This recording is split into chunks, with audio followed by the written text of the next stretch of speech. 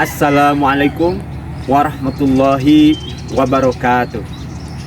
Alhamdulillahi qadimil ihsan, zil ata'il wasi'i wal imtinan.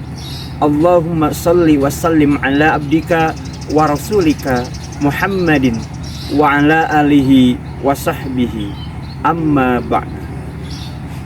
Bapak dan Ibu Guru GPAI SD Sekecamatan Garut Kota yang saya hormati, anak-anakku sekalian, seluruh peserta didik SD Sekecamatan Garut Kota yang Bapak banggakan.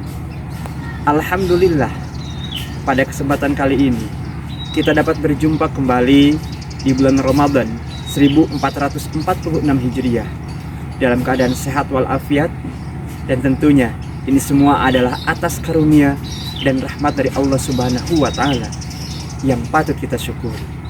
Salawat dan salam semoga tercurah limpahkan kepada junjungan kita, yaitu Nabi Muhammad Sallallahu Alaihi Wasallam, kepada keluarganya, kepada para sahabatnya, tabi'in tabi'at semua, dan mudah-mudahan sampai kepada kita semua selaku umatnya. Amin ya rabbal alamin. Anak-anakku sekalian, pada kesempatan kali ini Bapak akan membawakan kultum dengan tema azan dan iqamah. Tentunya kalian sudah tidak asing lagi dengan azan dan iqamah yang setiap hari, bahkan setiap waktu kita selalu mendengarkannya. Namun kita harus tahu apa itu azan. Azan adalah seruan atau panggilan kepada seluruh kaum muslimin untuk segera melaksanakan sholat, karena waktu sholat sudah masuk atau sudah memasukinya waktu sholat. Orang yang mengumandangkan azan disebut dengan muazin. Sebelum ke pembahasan berikutnya, Bapak akan sedikit membahas sekilas tentang sejarah disyariatkannya azan. Jadi pada waktu itu, ketika Nabi Muhammad SAW bersama para sahabat di Madinah, beliau memikirkan bagaimana cara memberitahu umat muslim bahwa waktu sholat sudah masuk. Para sahabat memberikan berbagai macam usulan. Ada yang memberikan usulan bagaimana dengan lonceng, yang membunyikan lonceng, atau bagaimana dengan meniup trompet. Ada pula yang memberikan usulan bagaimana dengan menyalakan api di atas bukit. Namun semua usulan tersebut ditolak oleh Rasulullah SAW. Akhirnya ada seorang sahabat, Abdullah bin Zaid, datang menemui Rasulullah, dan dia menceritakan mimpinya, bahwa dalam mimpinya tersebut bertemu dengan seorang laki-laki berjubah hijau yang akhirnya memberitahukan bagaimana cara untuk memberitahu umat Islam untuk sholat, yaitu dengan dikumandangkannya azan, yaitu lafalnya Allahu Akbar, asyhadu an la ilaha illallah, asyhadu anna Muhammadar Rasulullah, dan seterusnya. Adapun sebelum kita melakukan adzan, ada beberapa ketentuan yang harus dipenuhi. Yang pertama, azan itu dikumandangkan jika sudah memasuki waktu sholat, ya, waktu sholat fardu. Yang kedua, kemudian harus berniat azan. Jadi semua azan itu harus tahu. Kemudian dibaca sesuai dengan lafalnya. Lafal yang sudah dicontohkan itu harus dibaca sesuai dengan urutannya, dan diucapkan secara berurutan serta bersambung dengan suara yang lantang. Kemudian apa saja syarat-syarat muazin atau orang yang memandangkan azan itu? Yang pertama, harus beragama Islam. Yang kedua, berakal sehat. Yang ketiga, tentunya laki-laki. Dan berikutnya adalah mumayyiz. Itu syarat-syarat muazin. Ada pula ketentuan berikutnya adalah sunnah untuk muazin, yaitu harus suci dari hadas dan najis. Yang kedua, azan dilakukan harus menghadap kiblat dengan posisi berdiri, dan tangan boleh berdua tangannya atau sebelah menutupi telinga. Itu sunnah azan. Dan untuk contoh azan atau lafal azan, mari kita simak video berikut. Allahu Akbar, Allahu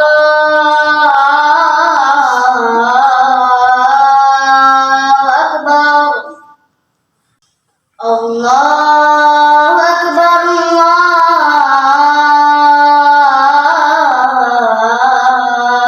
Allahu Akbar.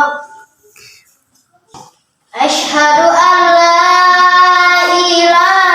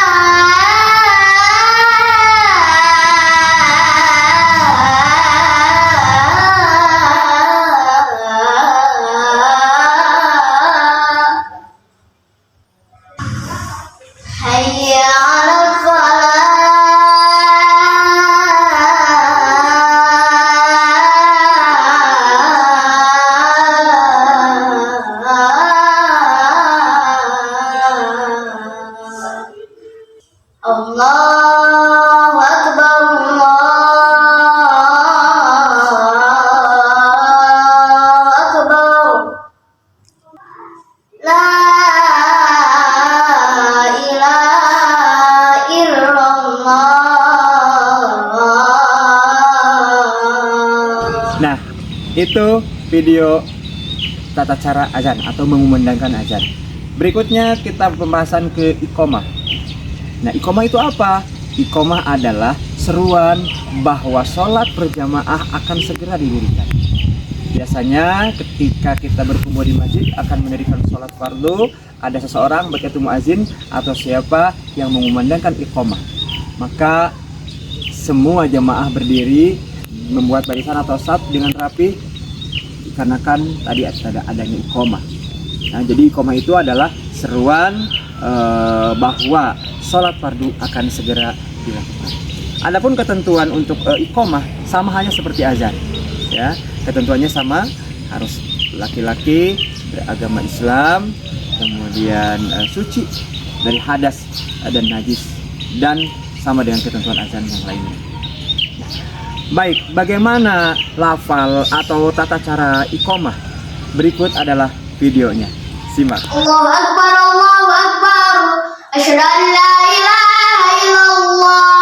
Asyhadu anna Muhammadar Rasulullah. Hayya 'alas shalah, hayya 'alal falah. Qad qamatis shalah, qad qamatis shalah. Allahu Akbar, Allahu Akbar. La ilaha illallah. Nah, itulah materi kultum yang bisa Bapak sampaikan hari ini. Semoga bermanfaat. Pesan Bapak pada seluruh peserta didik SD Garut Kota, jadilah muazin-muazin hebat. Keluarkanlah potensi kalian.